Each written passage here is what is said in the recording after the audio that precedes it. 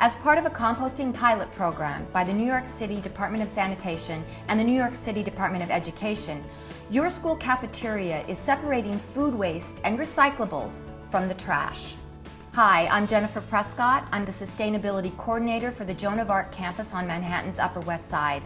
I'll be guiding you through how this pilot program works. School cafeterias and kitchens participating in the food waste compost pilot are keeping their food waste and soiled paper separated from the rest of their waste. This means that any food, napkins, paper boats, paper towels, and paper bags do not go in the trash.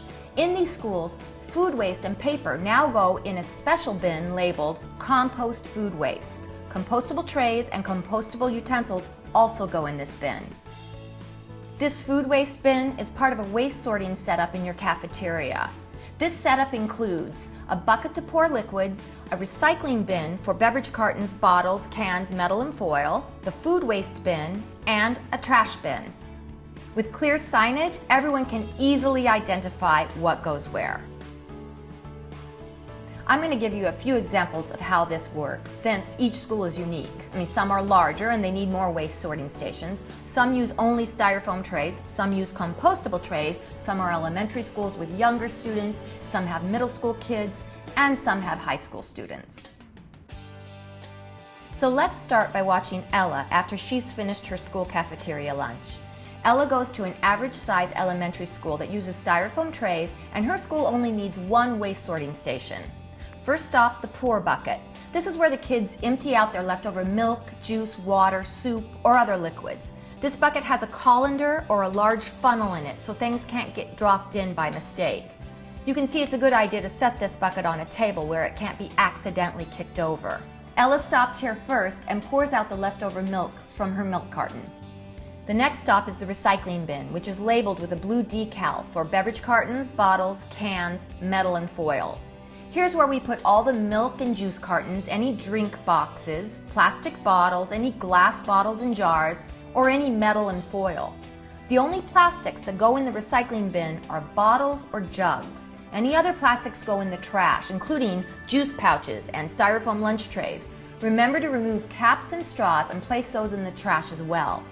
Here we see Ella placing her milk carton in the blue labeled recycling bin. The third stop in the waste sort setup is the food waste bin. By collecting organic materials separately from other trash, this food waste and soiled paper can be trucked to a composting facility instead of exported as trash to a landfill or incinerator.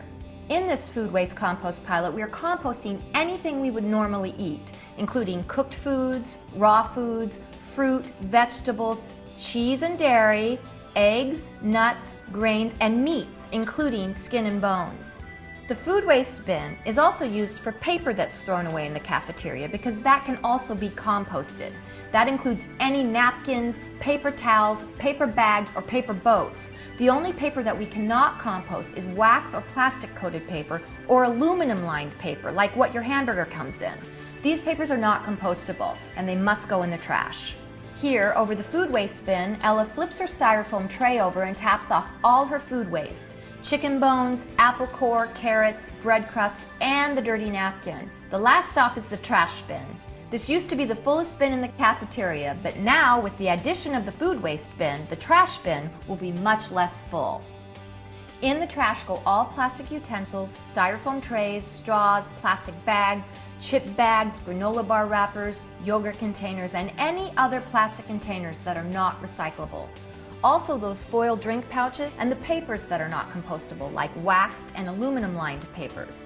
Basically anything that's not recyclable or compostable goes in the trash bin. Then she stacks the empty styrofoam trays that will be placed in the trash bins. Many schools encourage the flip, tap, stack method in order to reduce the number of bins and liners they use. Stacked trays do not take up as much space. Some schools report using about 1/5 the number of bags just by having students stack their trays. This goes for compostable trays as well. Okay, so Ella showed us what waste sorting looks like from a student who eats school lunch on a styrofoam tray. But in New York City schools, every Tuesday is Trayless Tuesday. Department of Education school food has changed the menu so schools use paper boats instead of trays at least one day a week. Soiled paper boats go right into the food waste bin, along with any leftover food or paper napkins. Let's meet another middle school student, Andrew. Andrew eats school lunch, and his school uses compostable plant-based trays instead of styrofoam trays. Andrew had water, so he first empties his leftover water from his plastic cup into the pour bucket. He also drank all his milk, so he places his empty milk carton right in the blue labeled recycling bin. Andrew throws away the compostable tray along with his leftover rice and beans, quarter of an orange and its rind, tortilla chips, and a napkin into the food waste bin. Then he throws out the chip bag and his plastic utensils and the plastic cup in the trash bin. Or, if your school adopts the flip, tap, stack method, he'll stack his tray, which helps to reduce volume. For students who bring lunch from home, sorting their waste is the same as for students who eat school lunch. Let's move on to Ben. Ben brings his lunch from home. Ben has the remnants of a sandwich that was wrapped in aluminum foil, a juice box with a straw, and a granola bar wrapper with a bite left, some grapes in a plastic bag, a piece of paper towel, and a paper lunch bag. First, Ben pulls out the straw from his juice box.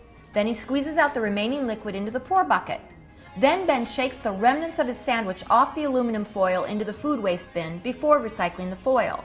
He also shakes his last 2 grapes out of the plastic bag and the last bite of granola into the food waste bin before heading to the trash bin. Here he throws away his straw, granola bar wrapper, and the plastic bag. So you see how the waste sorting system works and what goes in the food waste bin, the recycling bin, and the trash.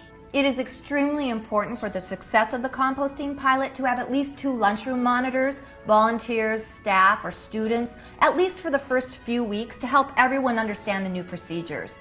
Teamwork is really important for this to work. What happens after daily meal service is over works pretty much the same as before, except now there are also food waste bins. The food waste from the cafeteria, the paper boats or compostable trays, and any kitchen scraps are all combined into the food waste toters supplied by the Department of Sanitation. School facilities staff wheels out these food waste toters to the curb to an area designated for sanitation pickup. They also bring them back inside after they're emptied. With all the members of your school community working together, the benefits of the waste sorting system will become evident very quickly. Before long, you'll be surprised by how many fewer bags of trash you'll have. This food waste compost pilot provides an opportunity for students, teachers, and staff to learn about the importance of recycling, composting, and waste prevention. By participating in the food waste compost pilot, your school is also providing important information to help New York City meet its solid waste management goals, to reduce our carbon footprint, and to better protect our environment. Here are some resources to help you set up the waste sorting system at your school and to answer any additional questions you may have. For more information about the School Food Waste Composting Program, please visit nyc.gov/wasteless/compost pilot and schools.nyc.gov/sustainability. For complete information about school recycling, go to nyc.gov/wasteless/schools. To learn about the Department of Sanitation Golden Apple Awards, visit nyc.gov/wasteless/golden apple. To find out about composting at school, reach out to New York City Compost Project at nyc.gov/wasteless/compost project. Thank you. The planet thanks you, and good luck. Everybody's living on this planet, so that means that we gotta maintain it. Starts with recycling, then composting. We love this earth, so we gotta start learning. You all gonna see a bunch of different bins there. The green and blue ones are for recycling. The bucket there is for the liquids. The other one is for composting. There's one more bin that's not forgotten. It's for the things you can't do with the following: R to the E to the cycle, or composting, so you put it there. At school, home, or work, you could compost it. Most things you eat, yeah, you could compost it. Juice, milks, liquids in the other bucket, and now you compost it. Be aware of what goes where, yeah. Then the longer our earth stays clear. You all gonna see a bunch of different bins there. The green and blue ones are for recycling. The bucket there is for the liquids. The other one is for composting. At school, home, or work, you could compost it. Most things you eat, yeah,